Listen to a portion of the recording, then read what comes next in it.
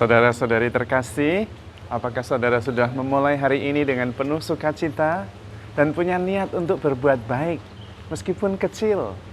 Semoga Tuhan memberkati niat baik saudara.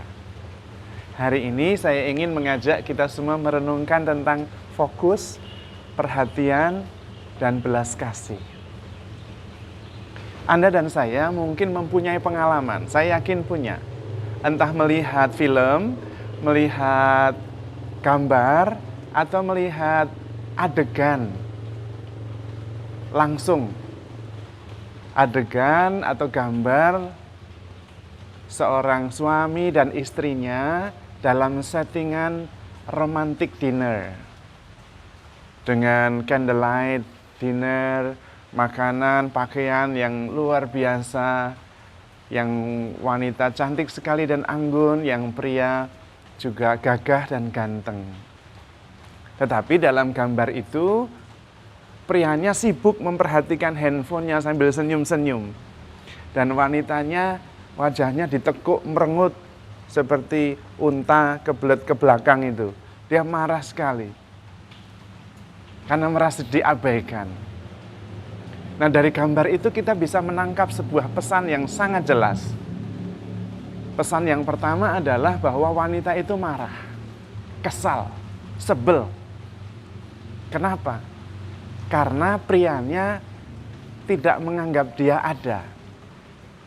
Boro-boro penting, ada pun tidak. Karena sang pria sedang sibuk dengan dunianya sendiri. Fokus perhatiannya pada dunianya sendiri. Dan dari gambar itu kelihatan bahwa wanita itu tidak relevan bagi sang pria. Wajar kalau kemudian sang wanita itu menjadi kesal sekali. Wajahnya sungguh-sungguh tidak nyaman. Seperti unta yang sudah 3 hari 3 malam tidak ke belakang. Dan itu pentingnya fokus dan perhatian. Karena ketika kita fokus dan perhatian, maka kemudian kita merasa terhubung, tidak terasingkan. Intensitas perhatian kita menentukan kebahagiaan kita. Kita tentu belajar, untung saya belajar, dulu SMA-nya itu A1 zaman saya, fisika. Jadi saya ngerti-ngerti sedikit tentang hukum fisika. Dalam hukum kekekalan energi, energi itu dalam sebuah lingkaran jumlahnya selalu tetap. Tidak bisa dimusnahkan, tidak bisa ditambahkan. Hanya bisa dikonversi, diubah bentuknya. Nah, dalam perhatian juga sama. Kita itu juga mempunyai energi yang terbatas. Kalau kemudian kita terfokus, intens dalam perhatian, maka kita menemukan sukacita. Karena itu, dulu pada waktu awal perkawinan yang namanya bulan madu, suami istri itu bahagia dua-duanya. Kenapa? Karena intensitas energinya fokus pada pasangan. Maka kemudian merasa diperhatikan, merasa penuh, merasa utuh, energinya sungguh-sungguh membuat dia antusias dan bahagia. Tapi lama-lama terpecah. Ada anak, mulai kemudian terbagi energinya. Yang tadinya hanya kepada pasangan, sekarang kepada anak. Ini perlu penyesuaian juga, manajemen energi. Lalu kemudian sibuk pekerjaan. Apalagi kalau kemudian mempunyai banyak kegiatan yang lain. Apalagi ada lagi yang menarik, wah dia juga perlu diperhatikan. Wah ini juga perlu mendapatkan belas kasih. Akhirnya fokusnya terpecah. Energi dalam jumlah yang sama terbagi-bagi. Fokus terpecah-pecah. Maka kemudian ada kelelahan, kekosongan. Dan dalam relasi intensitasnya menurun. Lalu dua-duanya merasa kurang diperhatikan. Kemudian mencoba mencari sumber gratifikasi, sumber penghiburan yang lain. Itu yang sering terjadi. Karena itu fokus dan perhatian itu sangat penting. Karena intensitas energi kita sangat menentukan kualitas kebahagiaan hidup kita. Karena itu Tuhan Yesus mengajarkan kepada kita, tidak bisa orang mengabdi pada dua tuan. Mengabdi Mammon dan mengabdi Tuhan, tidak bisa. Karena kemudian akan setia pada yang satu dan tidak setia kepada yang lain. Fokus. Dalam ajaran lain Tuhan Yesus lebih ekstrim. Barang siapa tidak membenci bapaknya, ibunya atau saudara-saudarinya, dia tidak layak menjadi muridku. Artinya untuk menjadi murid Yesus itu perlu fokus.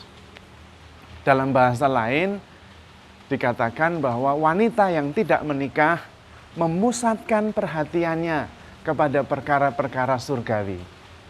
Karena itu biarawan-biarawati yang hidupnya terfokus, itu jauh lebih tenang hidupnya, ada inner peace dan lebih bahagia. Maka orang awam seringkali bertanya, Romo, brother, suster, apa enggak kesepian? Kalau biarawan-biarawati, Romo sungguh-sungguh fokus perhatiannya kepada perkara-perkara surgawi, dia tidak pernah kesepian. Karena intensitas relasinya dengan Allah begitu mendalam. Dan ini berlaku bagi Anda dan saya dalam hidup sehari-hari. Jangan terlalu sibuk, jangan terlalu banyak yang mengganggu perhatian kita. Kita tidak akan bahagia. Energi kita terpecah-pecah, sentrifugal, kemana-mana, tidak terfokus. Fokus kepada Tuhan, fokus kepada keluarga, fokus kepada pasangan. Tapi itu perlu diperhatikan, Romo. Baik, perlu. Tetapi ingat, manajemen energi. Jangan sampai yang pokok malah ditinggalkan.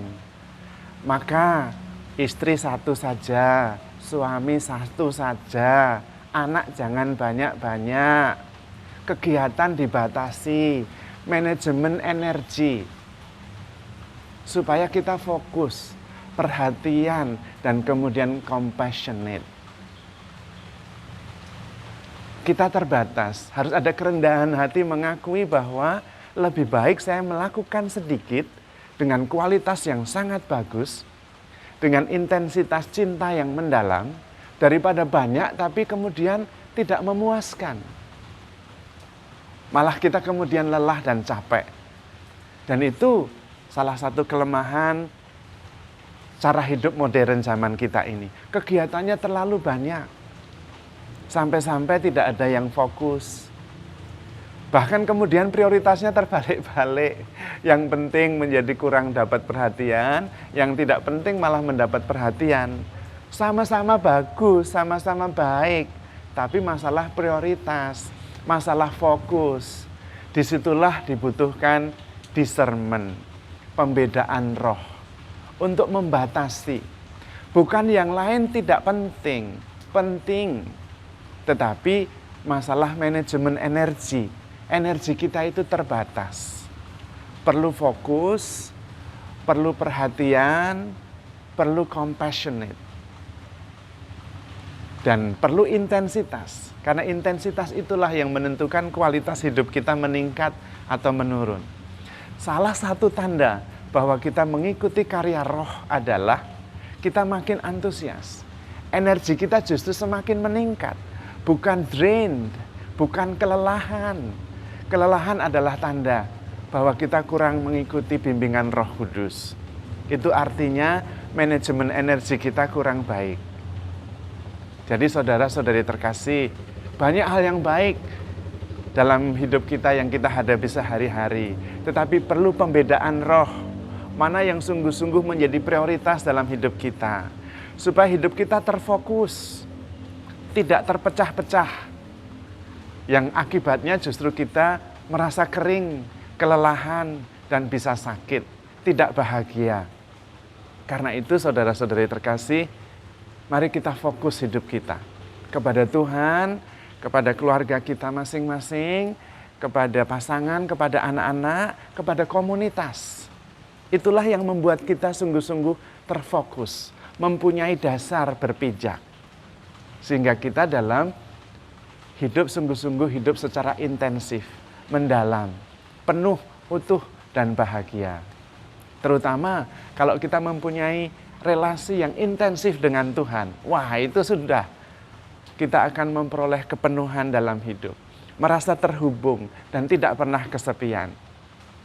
Karena kita begitu dicintai oleh Tuhan. Karena itu, handle yourself with care because you are loved. Tuhan memberkati.